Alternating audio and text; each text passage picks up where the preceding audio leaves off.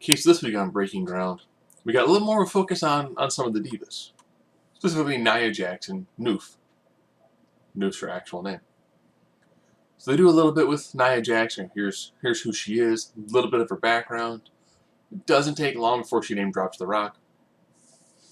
She talks about she's a very unique look, different size, and what she needs to work on. So a little bit with her and Sarah Amato, who was like, here's she needs to focus on, needs to work with. Noof gets the call. She gets a name. Alea. That works. Then she has a nice sit down with Regal to be like, here's what I think for my character. And she had these clippings. Here's what Bratz doll looks like. You know what those are? It's kind of like. And then Regal has his moment. He's like, it's all about three things. It's like, here, here, and here.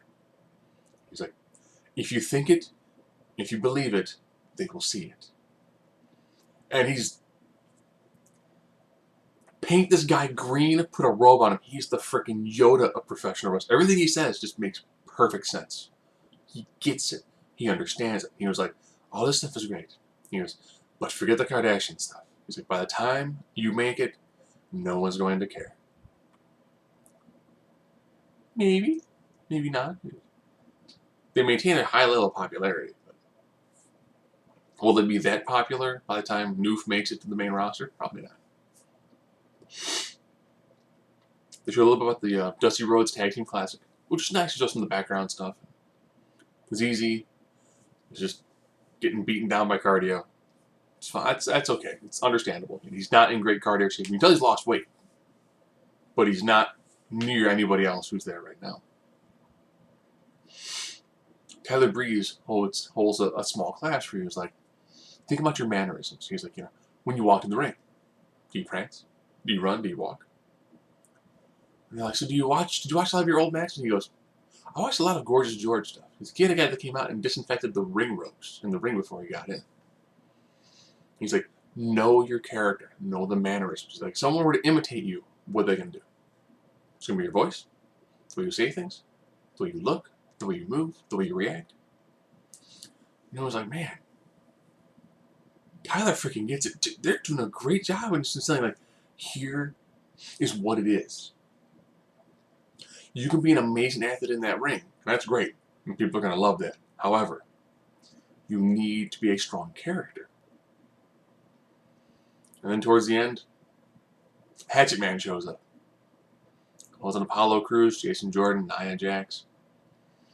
And everyone's like, oh man, we're going to get fired. And he's like, you get a raise. You get a raise. You get a raise. Then they bring in Cal Bishop, who came back and he was like, there were a couple of shows, re-injured his shoulder, had undergo surgery again, a little bit timid with that arm. Show ends with Cal being brought in. We're letting you go.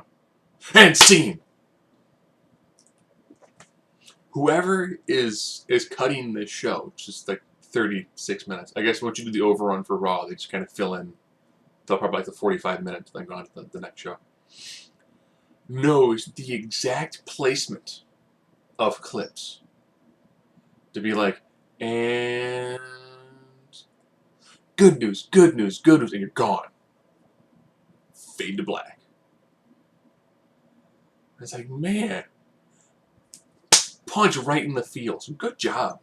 Next week, get a little more on Carmella. And I think it's when she takes a boot to the head by Ava Marie. I like when they show the background, where they show everyone, we're going to talk about this stuff.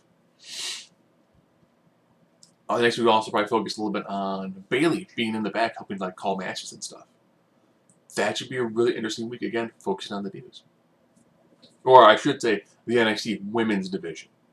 Mainstream WWE, we would call them Divas.